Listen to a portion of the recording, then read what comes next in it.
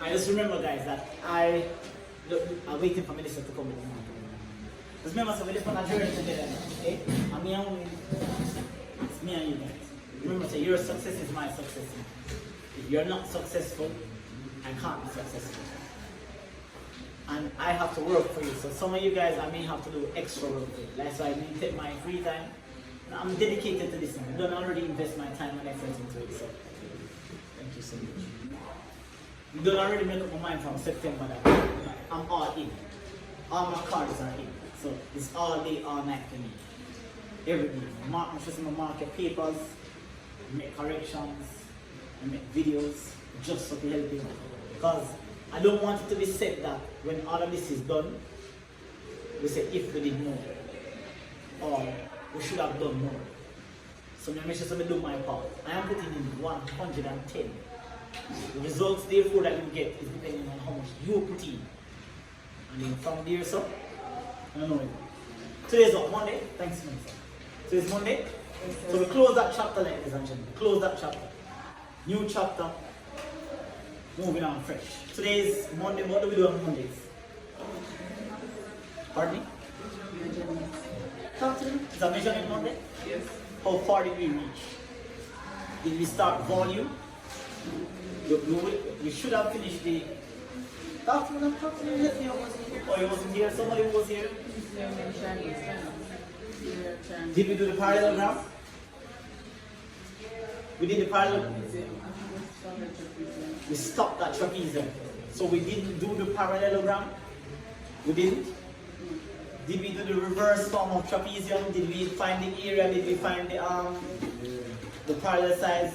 I don't know if I teach already. I teach going forward and going backwards. Okay? So we didn't do the parallelogram. I'm going to hold on to that for now. Alright? I'm going to get back to it eventually. Very simple formula, but I'm going to get back to it. I want to get into something first. So tonight then we're going to continue. Well, we're closing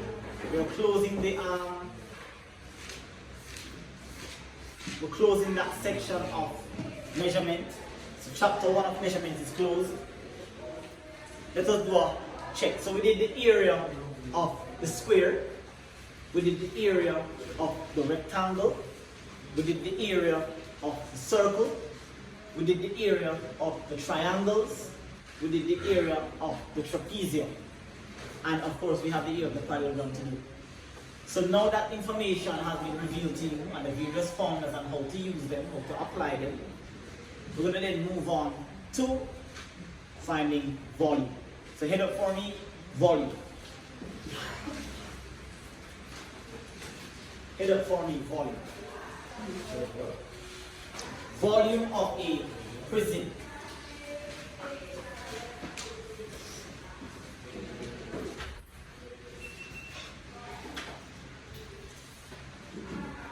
So we're looking at volume of a prism. Prism. Oh, you said it was headed up. Okay.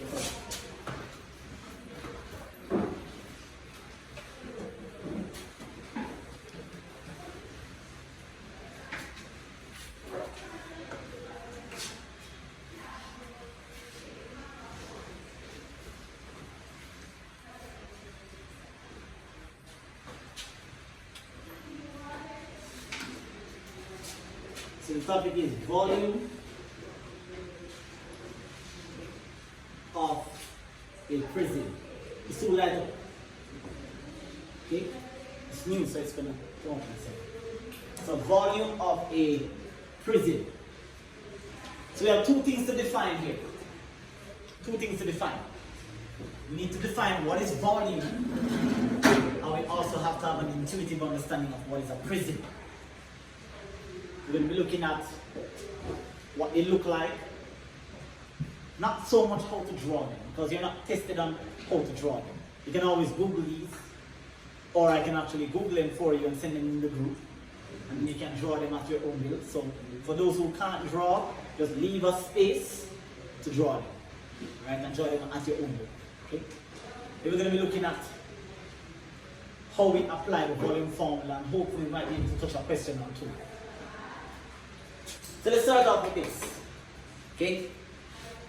Oh yeah, I must tell you that when I was marking the quiz, what I find is that I saw a lot more effort. Yeah, you kind of feel it. You feel like everybody was trying. I feel like most persons were trying. They were trying, you know. They never know everything, but they were trying. So I felt that. So that's good. And that's what I feel really good. Alright, so volume. Let's write this down for you guys. Volume is the total capacity. Volume is the total capacity. Volume is the total capacity that a three-dimensional figure occupies. Volume is the total capacity that a three-dimensional figure occupies.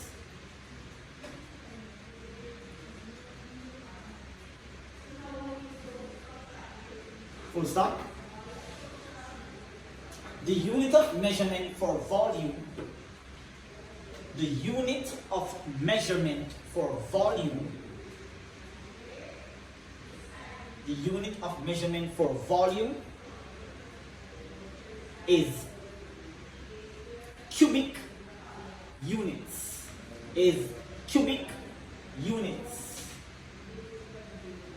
So it's either going to be cm cube or meter cube, but as opposed to being a square where that is area, is going to be cube, cm cube, meter cube, so forth and so on. The unit of measurement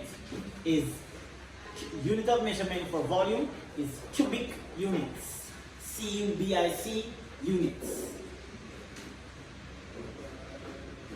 And volume is basically how much stuff can hold into a container. And the container could be in the form of a box. It could be in the form of a cuboid, which we're going to be discussing. We're going to be looking at all of those. So that's the definition of volume. Prism. Okay? Prism. What's a prism? In a nutshell, in layman's language, it's pretty much anything that you can hold in your hand, feel. Okay? For example, your phone is an example of a prism because you can hold it in your hand. The bottle, see? You can put my hands around the bottle. A tissue roll, you can put your hands around it. The book is an example of a water bottle, a barrel, a cornflakes box, where you have another cupboard, okay? A refrigerator. Anything that you can literally hold in your hand is called a prism. I have various types of prism. You have composite prisms, where you have more than one shape that make up the prism. For example, your house. Your house is not a shape. You can't really say your house is a square, or your house is a circle, or your house is a rectangle. Your house looks like perhaps it has a triangle at the top and a rectangle at the bottom that makes up the face of your house. That probably looks something like this.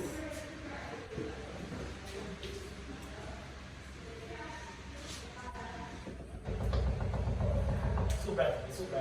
Okay? And if you were to construct it like so, something like that,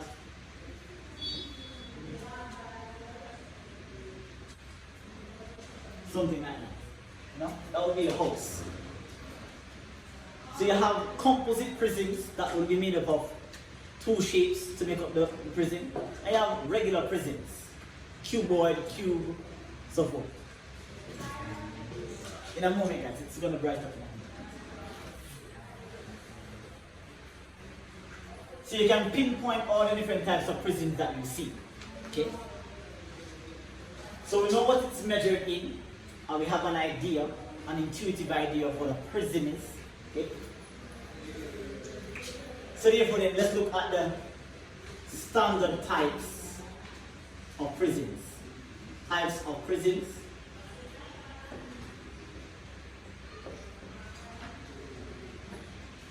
Standard ones, the regular ones we call them, regular prisms. And when we look at the regular prisms, what we're looking at, I'm going to first list them and then give you examples of where you've seen them. So the first one that we should be familiar with is the prism known as the cube. And an example of a cube would be a die. A die. Or dice. More than one. So you go, my English is poor. So it's dice plural and die singular. Dice. Also dice and die is singular. My English is no good. One of them. The thing where you shake so, that thing. That's an example of a cube. Okay? Or you could say it's a perfect little box where all the faces are the same. Okay? So I'm going to use an example of a die or a dice. 2. Next one is a cuboid. And an example of a cuboid would be the cornflakes box. Visualize how the cornflakes box look, or any box in that sort. Okay? Oats box, that's a cuboid. Or another example would be your dresser drawer. Your dresser drawer is an example of a cuboid. Okay? So I'm going to use a cornflakes box. I like to connect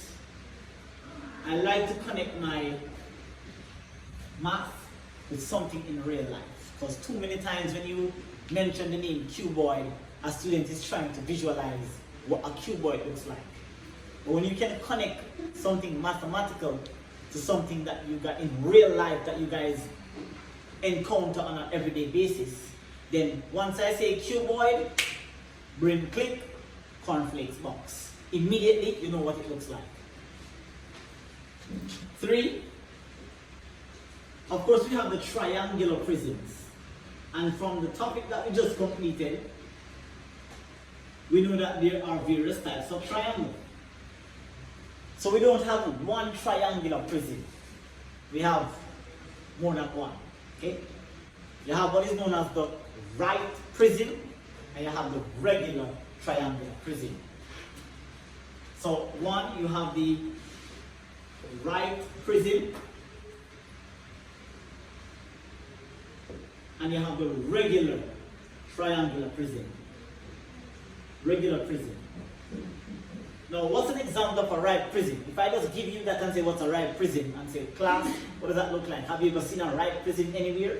You're probably going to be a bit silent. Or you're wondering, like, I've never really seen this before. I've heard it, but have I actually seen this before? You have.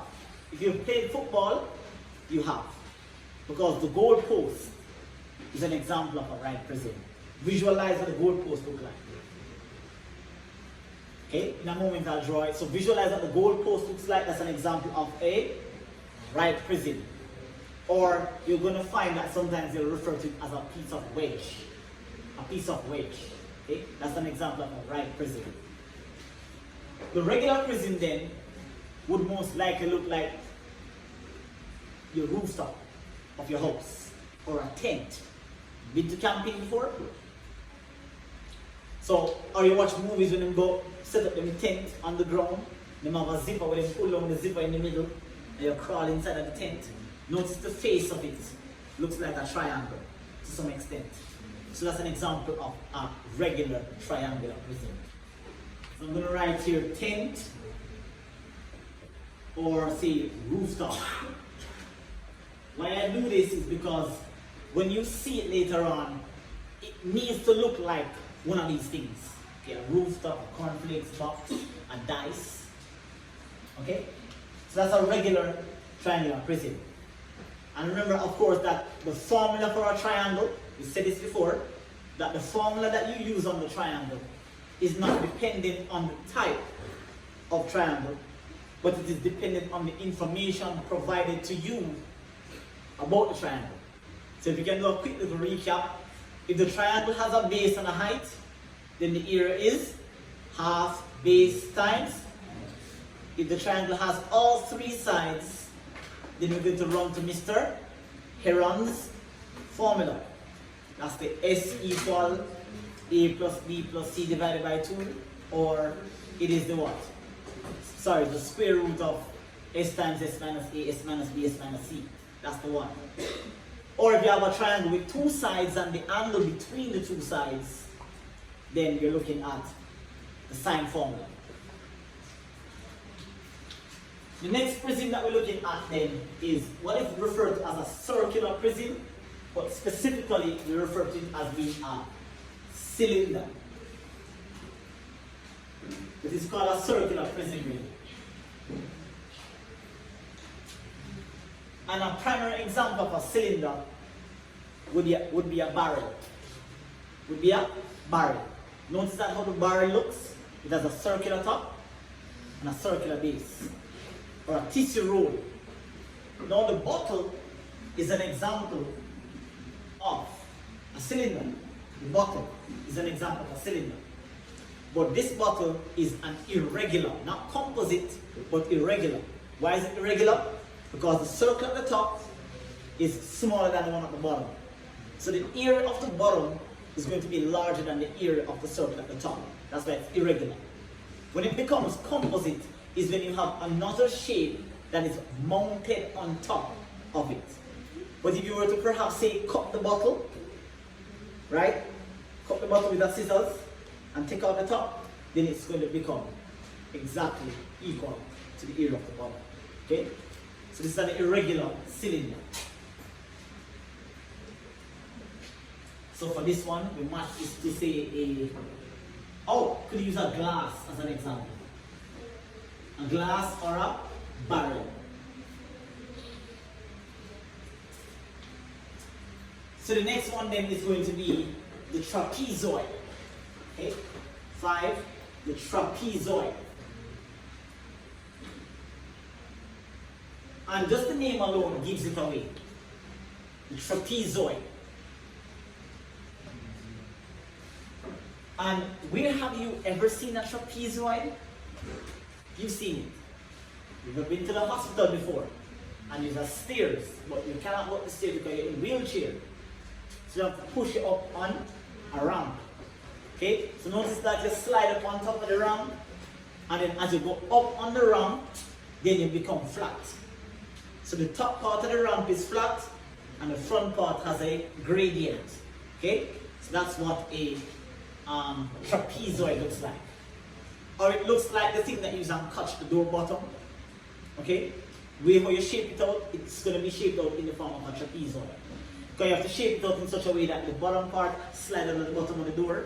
Okay? So that when the door is slamming, it stops the door from slamming. Okay? So that's an example. I'm going to draw them in a moment for you. Give me the marker some time. So the trapezoid, simply use a ramp as an example for the trapezoid. We have a parallelozoid, but we don't really talk about that. That's not really a thing. Okay?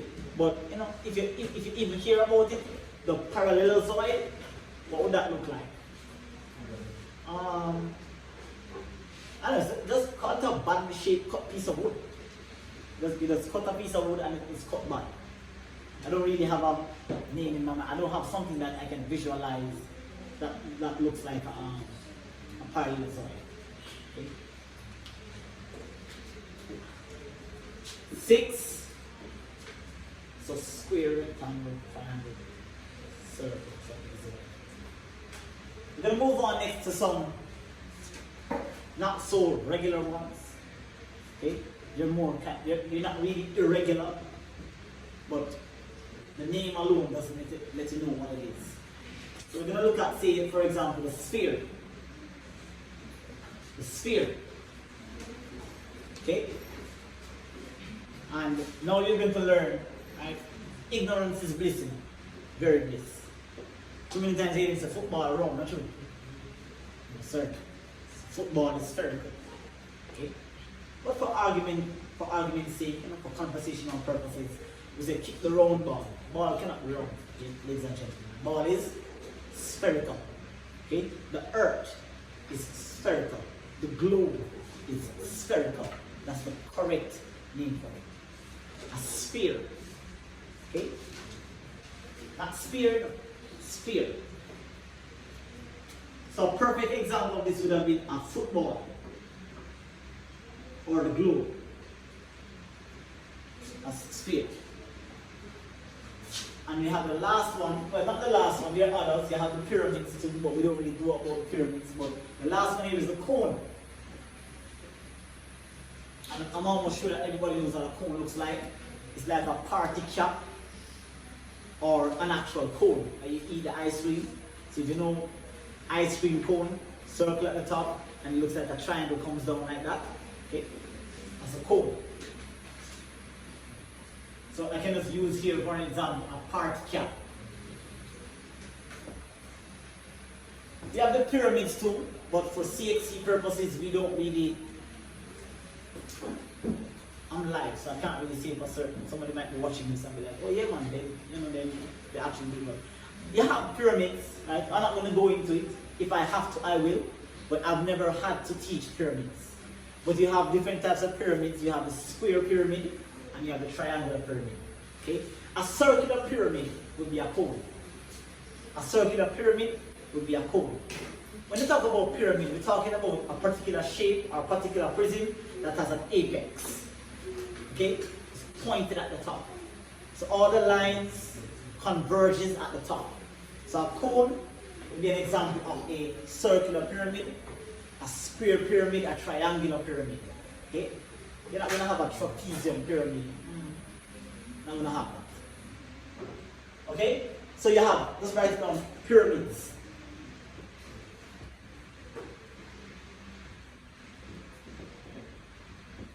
Pyramids. Alright, so this is what I wanted to get across to you, right? The challenge with this topic is students are never clear on what these actual shapes look like. So they see it, they now know, say, hey, this is actually a cuboid. And if you don't know what a cuboid looks like, then how are you going to know which formula for it to use? You know, say, this is the formula for a cuboid, but I can draw a cuboid and you don't know what the cuboid looks like. Hence, you're not going to know that this is the formula I should use. And the question is not always going to say, hey, the diagram below is in the shape of a cuboid. What if it doesn't say? What if it just says that the diagram below, right, is a prism? You have to be able to determine, hey, what kind of prism is this, right? Now, very important, you understand how these prisms get their names. How do a prism get it? Why don't call it a cube or a cuboid? Okay? There's a reason why they call it that. Did you take some? May I erase? Were you taking it off while I was writing? Okay. Can I erase? Everybody? Okay. So how do they get their names? That's a very key factor in you wrapping your minds around this topic. Because it hasn't gotten tough as yet. You're still in the introduction phase of calculating volume. You haven't even started the calculation. But I'm taking my time and I'm actually going through the phase, we're clearing up any ambiguity that you guys might have, any misunderstanding. So how do the prisms get its name? Well, write this down for me. A prism is named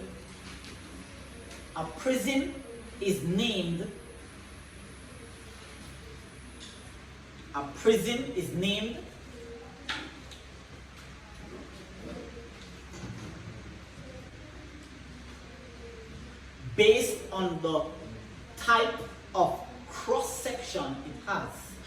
A prism is named based on the type of cross-section it has. A prism is named based on the type of cross-section it has.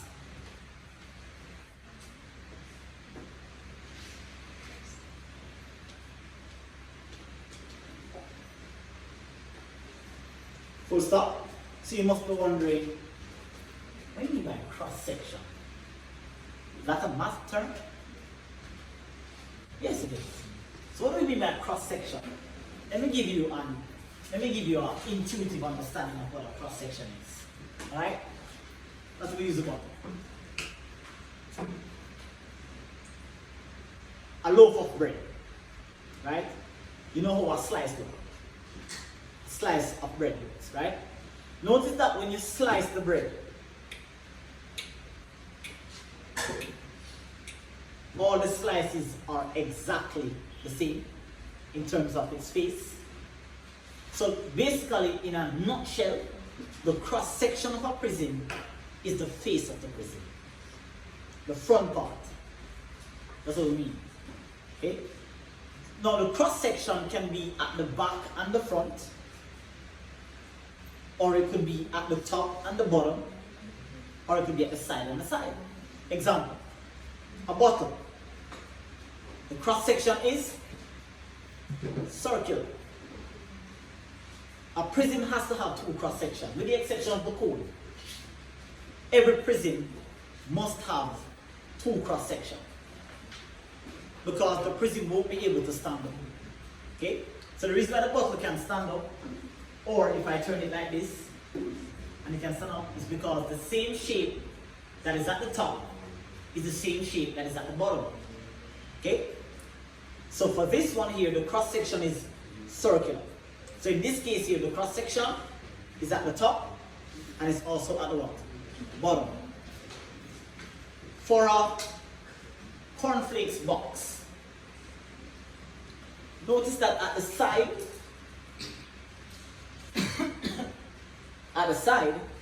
it's more rectangular.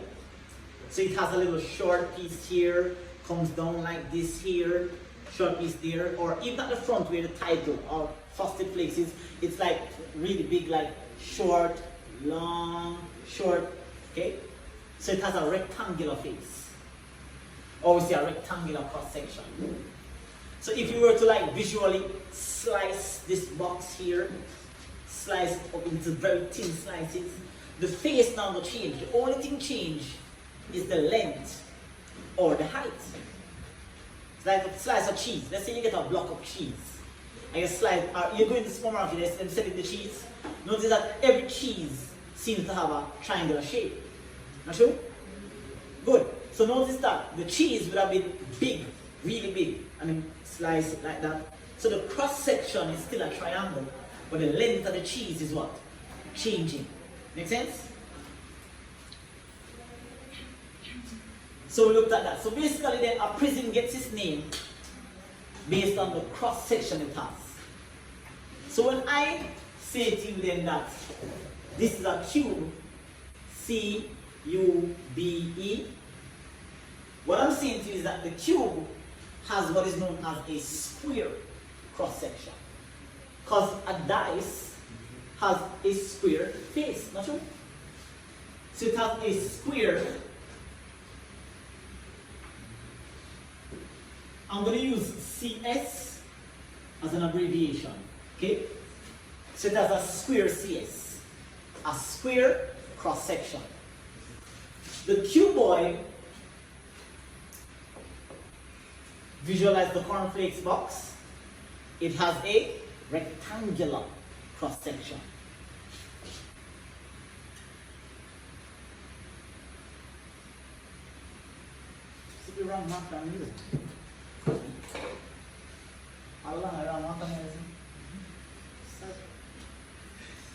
Next one, the cylinder. It's crazy. The cylinder, an example, as I said, this is an irregular cylinder, but just visualize a glass of water, okay, a glass, circular bottom, circular top, okay, maybe the opening is slightly bigger in terms of radius or diameter, but it's kind of the same, okay. Let's imagine a perfect glass, okay, where opening and the base is the same. So this has a circular CS, rectangular CS. Moving right along, we're looking at why they get the name. Already, we've looked at different things in real life that connects to these. Next one is going to be, what was the next one? Triangular prism. Well, that's kind of obvious. A triangular prism has a triangular cross section. So that's kind of obvious. Triangular prism has a triangular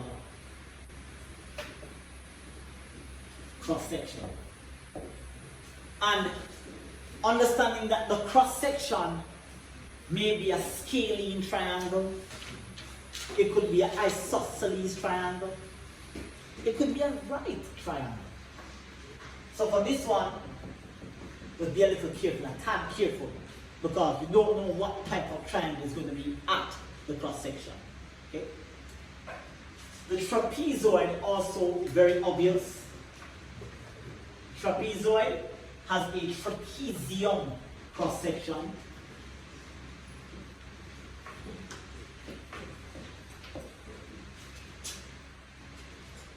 The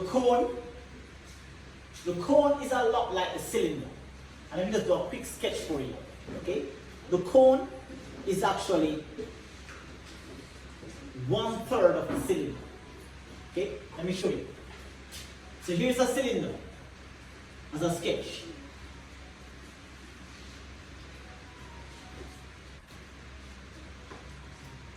And so if you were to take a line and draw it towards the center of the base here, and draw another line from the center from up here towards the center of the base here, you find that you end up with 3 cones in one cylinder. It's in a 3D effect. So that's why you're probably like wondering, what is this? So it's of course a 3D effect. So if I were to erase here, erase the base here, side here, here and here, you see how you get the cone. So therefore then a cone also has a circular cross section. It's just that it's the cylinder divided by 3. It is the volume of the cylinder divided by 3. Okay? So it also has a circular cross section. It's really the only, it's the only prism that basically has one cross section. Every other prism has 2. Square, the cube, side and side, top and bottom, back and front. Cuboid, side and side, top and bottom, back and front. Cylinder, top and bottom, or if you turn it towards the side like this, it is side and side. Triangular prism, triangle at the front, triangle at the back. Picture one cheese. Okay? Face looks like a triangle, at the back looks like a triangle. Trapezoid, same thing. Trapezium at the side and the side. It won't be at the top and the bottom, very really. It's always going to be at the side and the side, most likely. They're going to put a trapezium around. Okay? Around. If you've ever seen a ramp on a building somewhere, and you look at it and be like, oh, this actually looks like a trapezium. And the cone. The sphere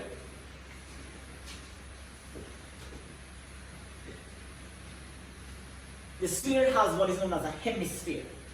Okay? And a hemisphere is really a circle. So just picture you have a ball. Right? And you take one knife and you slice the ball right in the center. And you look at it. It's really a circle. It's really a circle you're looking at. Okay? Inside of the ball, once sliced, becomes a circle. So that too also has a circular cross section, but we refer to the cross section as being a hemisphere. Okay? You have northern and southern, western and eastern. That also has a circular cross section. And then you have the pyramid, which basically if it's a square pyramid, it has a square cross section. If it's a triangular pyramid, it has a triangular cross section. Pyramids, anything that has an apex has only one cross section. So pyramids and cone, one cross section. Alright? So what you've just experienced in the past 35 minutes or so, give or take, is why measurement is a challenge for so many students. A lot of the times, we don't get a chance to cover any of this. Yes, Stefan, come on, right? Pardon me? I think it's the battery, probably the battery. It's good, it's the battery.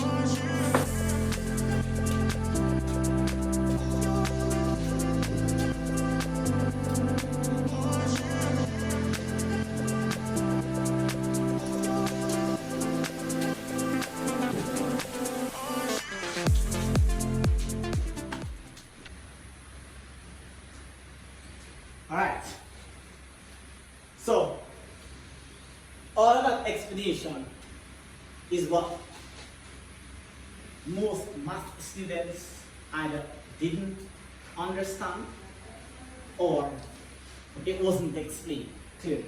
And you're going to find, and if you ask yourself later on, then how all along, when I was learning this before, it never looked so easy.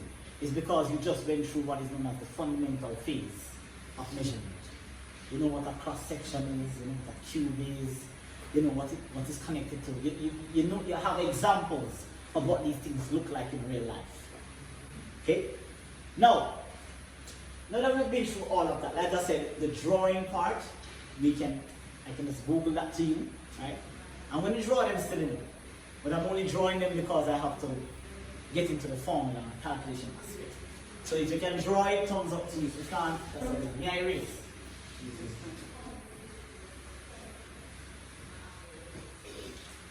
Now, you must be saying to yourself, oh dear, oh dear, oh dear, oh dear. The man just gave me about 8 or 9 or 10 different prisms. Am I supposed to remember 10 different formulas? But even like maths, I'm not going to remember formulas. One single formula is what you're going to know. If you know this one single formula, you are going to be able to derive all 10 formulas. And I'm going to show you in a moment. Alright? So I'm going to write it big here. And it's the very first formula that is on the formula sheet at the front of your question booklet for CSEC. It's the very first formula that is there. So what we're looking at here is the fact that V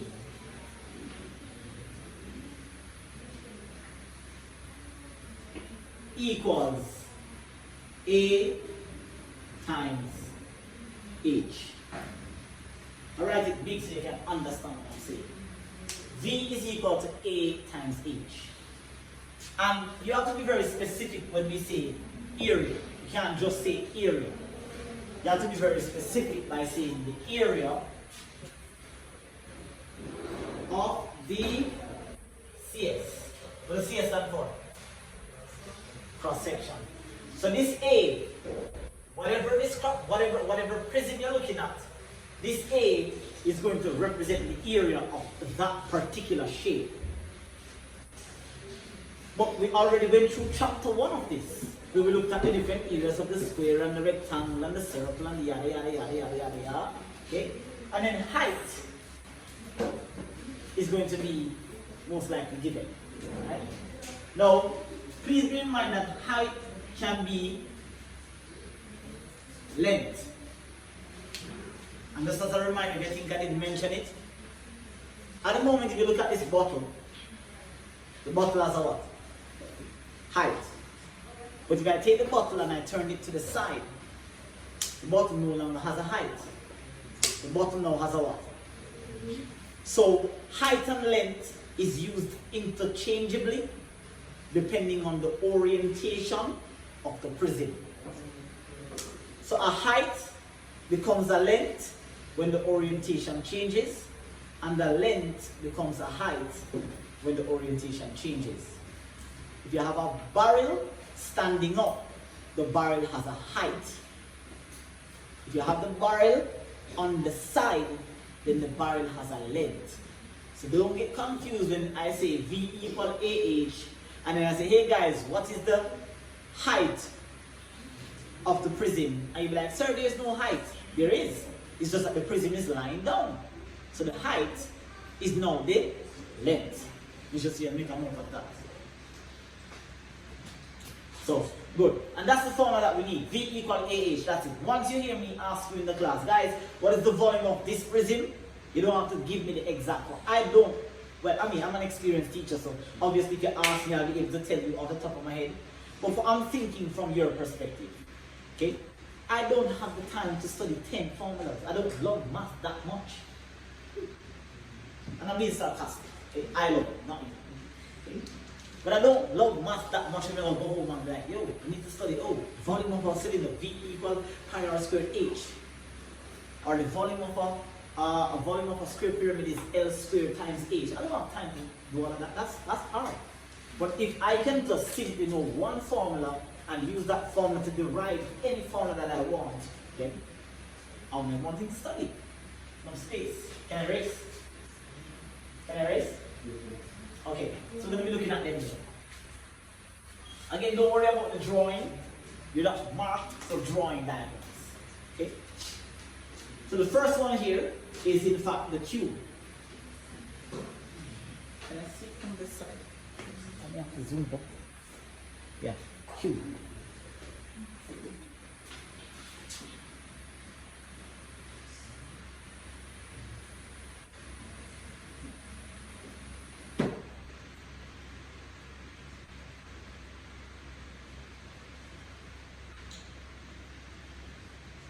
That's my cube. And so you recognize that finding the cross section is also not a problem. Because still, even though I explained to you what cross section is, still you find students that may not be able to identify where is the cross section. So the cross section can either be the top or the bottom. It's a perfect prism. So if you choose the top and the bottom, the back and the front, the side and the side, it doesn't matter. For the purpose of learning, I'm just going to use the side and the side.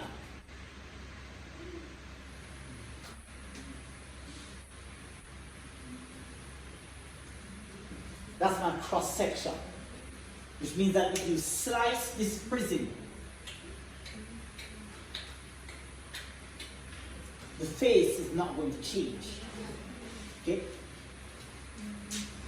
Now, how do I derive the formula for this? If I'm 2-3 weeks from now, 2-3 months from now, we're not doing measurement, we're doing some other random topic, right? And then this just pop up out of the blue. How am I going to be able to derive the formula for this? When I have so much other things studying, it's just masses a lot. It's a huge tree with many branches. If you know one formula, you know all. What's the formula for the volume of any prism? It is V equal, loud and strong. V equals A times H. Now it's time to derive what is A. What kind of prism is this? It's a cube. And a cube gets its name because the cross section is a excellent. So what's the area of a square? It's the first thing you learned in chapter 1 of measurement. What's the area of a square?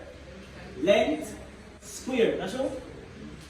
And remember that for a square, we do not differentiate between the length and the width. The length, the width, and the height is the same. So even though you see h here, we're not going to write L squared times h. We're going to write L squared times L. Because the length, the width, and the height is the same. We do not distinguish between them. So, you would have learned something earlier in algebra. You're doing algebra right now, yeah? And we know that when we multiply and the bases are the same, we add the powers. Sound familiar? Yes, sir. When the bases are the same, we add the powers. So therefore, V is equal to what? L cubed. I've just showed you how to derive the formula. I could have just tell you what the formula is. I could have just said, hey, volume of a cube is V equal L cube, and then you'll be left with that question. After, how you get that? How you get L cube? How you know that? Alright, fine. He's a math teacher. I'll do what he says. No. You can derive it yourself. So it's L squared because the L squared stands for the area of the cross section times the height, which is the same thing as the length, just times a single L, which becomes L cubed. This is what you leave the class with. When I say leave the class with it, don't go home and try to study it. Anybody have time for that? Okay? You're trying to save space. There's so many more things that you're going to be learning, so you can cram up all the space in your brain studying formulas that you can actually derive. You know what the word derive means? I can design the formula. I can use one thing that leads me to it. Not sure? Next one, 2. Cuboid. Why is a cuboid called a cuboid? Why is a cuboid called a cuboid? I could put that on my quiz now. I want to put that on my quiz. Why is a cuboid called a cuboid? Talk to me now, guys. You have the information in your book. Why is the cuboid called a cuboid? It has a rectangular cross section. Believe it or not, they might ask you. Okay? Why is a cuboid called a cuboid? Because the cross section is rectangular. So then here I draw. A very good example of a cuboid is actually a fish tank.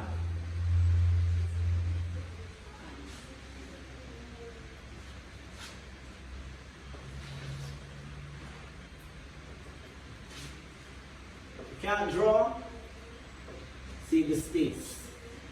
Some of you can Google it and send it in the Google. Just type in on Google, types of prisms, click on images, everything comes up. Yes. You said, talk to me. Talk to me. Talk to me. Understood. So a fish tank, or a sandbox, or a flat box. Okay? You can visualize and see. So for this then, this is the width, this is the length, this is the height. And we have to differentiate between the three. Because the length, the width, and the height is never going to be the same. If it's a cuboid, okay? If it's a cuboid. Bear in mind that you can have a square cross section and the height is different. Okay? But if it's a perfect cuboid, the length and the width and the height is going to be different. What's the volume of any prism? Give me a time check because I think I'm going over time. Am I going over time? Am I?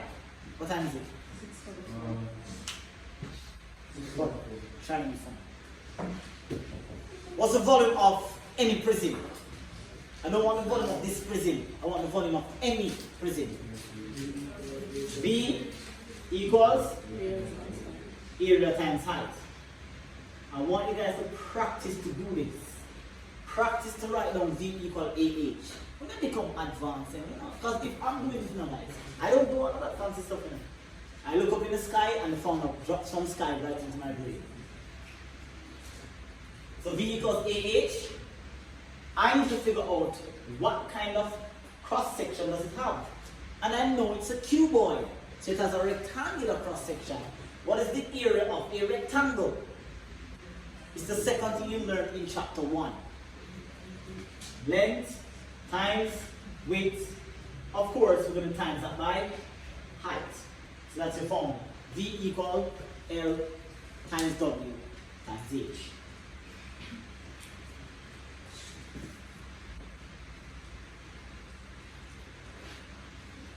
Everything is stemming from one thing.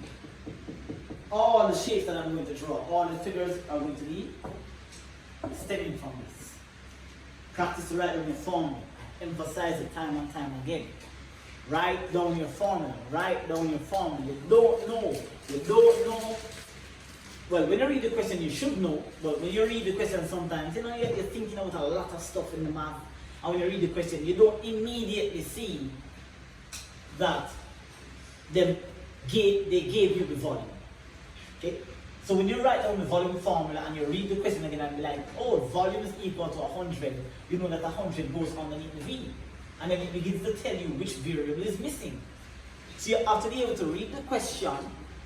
As I said, math is never the problem. You guys blame math and say math is hard. Math is not hard, it's your English that's poor. And I'm being respectful with it. Your English is poor. My English is poor. Very poor. I can articulate myself very well, but like to read something and like read it with understanding, I struggle every day. So it's the English that is poor. That's why the math is so hard. Next one. Cylinder. Why is it called a cylinder? Hinting, guys. Say it with confidence. Why is it called a cylinder? It has a circular cross section. Oh, the freeze out already. You don't know what a cylinder is? Circular cross section. So then we're looking at this here, here, here, here. Or it could be like, say, here, here, here, like that.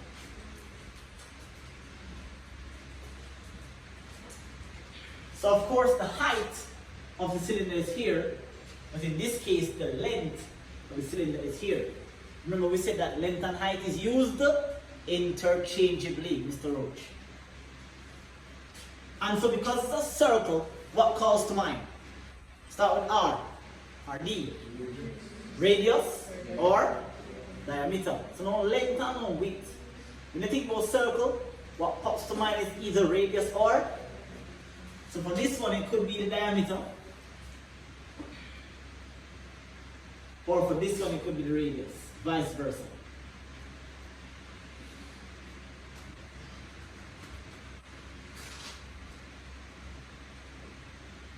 So it depends, it really depends on the question.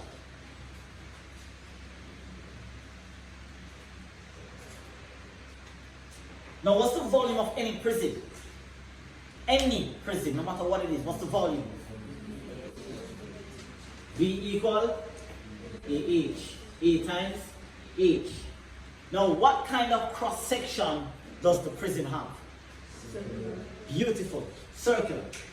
So this now connects us to the area of a circle, which brings us back to chapter 1, where we learned about circle. Did we learn about circle?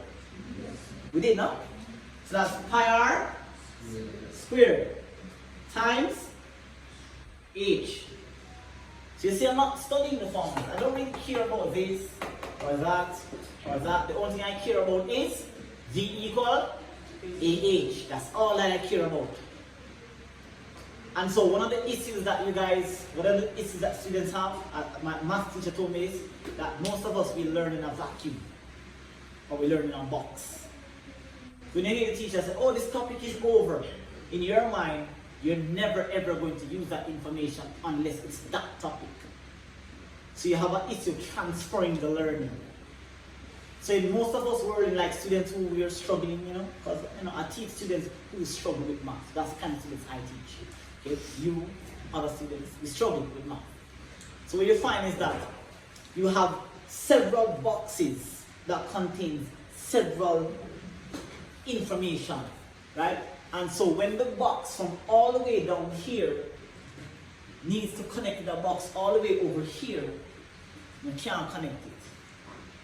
Because you close off that box and in your mind, nothing that's here is required to come over here. And that's where, that's just one of the root cause of why math is challenging for most people. You can't transfer the learning. Okay, and then we begin to SWOT. So we have to fix that. Slowly but surely. Alright? In this case here, it would have been V equals what? A times H. In this case, it is V equals pi r squared times L. Give me a time check. Thank you. Let's do the last one. Just to try and make it when we get out of here. Then in our next class, which is when? Next week? Monday? Sorry. It's in the Monday. So every Monday we do measurement. Yeah, remember we do split learning. So Wednesday is algebra, we continue from algebra. What was the last thing we did in algebra? Distributive law? Yeah. Nice. What you did. Go is like the worst. That very good quality, but the practice is poor. Last one, guys. Last one. 5 minutes. I'm going to need a little bit more, but okay. So, last one. So we're looking at now is a triangular prism. The last one, yeah? And so for this one, then we have one.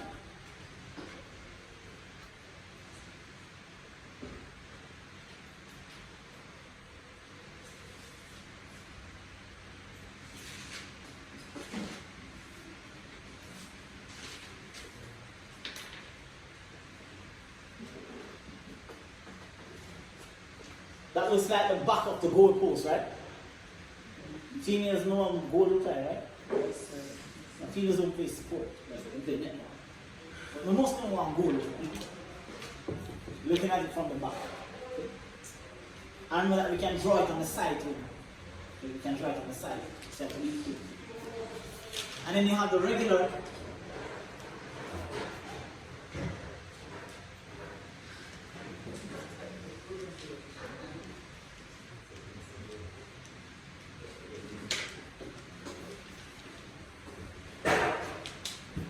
those are the two types of prisms that we're going to encounter. And again, we can't really say what the formula is because for this one, V is equal to AH, correct? Correct, guys?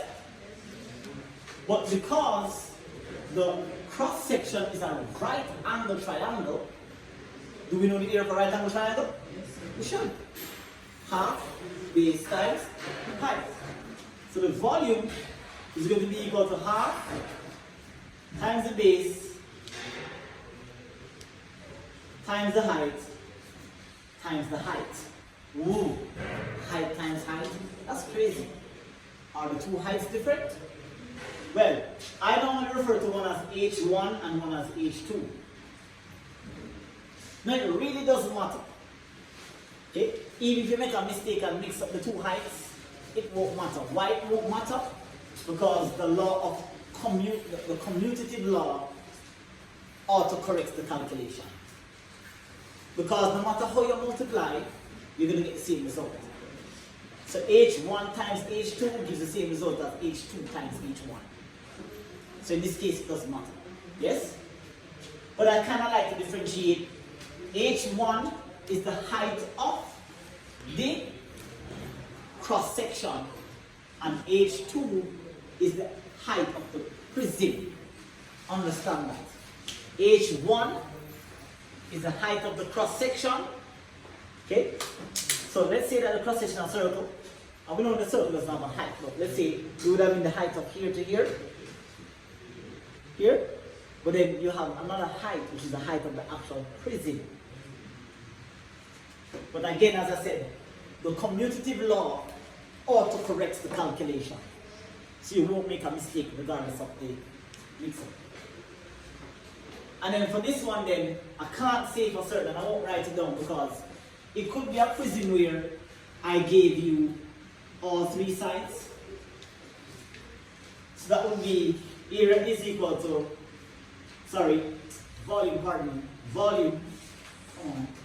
volume is equal to area times height, which in this case, I don't have time to write out the whole formula. So I'm going to write area is equal to Heron's formula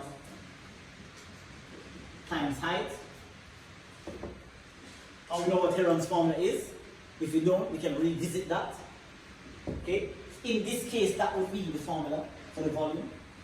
But it could be a case where, I should put this over this side. But it could be a case where I gave you two sides and the angle between the sides. What if that was the situation that was given to you? What if I didn't give you all three sides and I gave you two sides and the angle between the two sides? Then we have to run to the fact that V is equal to AH. So V is equal to A times B times the sine of theta divided by 2 or multiplied by H. This is not an unfamiliar formula. And hard knocks are get hard. You're applying what you learn. You've seen this before. So I just use the formula and times it by H. So very sensitive prism here. Now in our next class, we're going to be looking at the other formulas, the sphere, the cone, the trapezoid and so forth. And then we're going to get into working some very basic examples of how I'm just going to pick like maybe 2 or 3 of them, just to show you the application. And then we're going to, hopefully, we get to the point where we can learn about how to find out the amount of liquid that is within the prism, the height of the water, and all these things, density and blah, blah, blah, blah, blah, blah. That is it. Alright? So hopefully you guys benefited from this session and you got some things cleared up. Next week Wednesday we pick up on this. Alright? Thank you. Peace.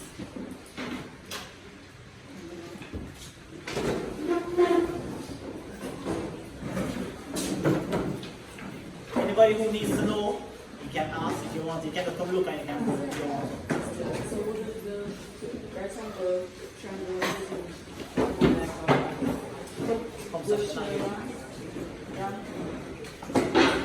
Yeah, just please get it, collect it.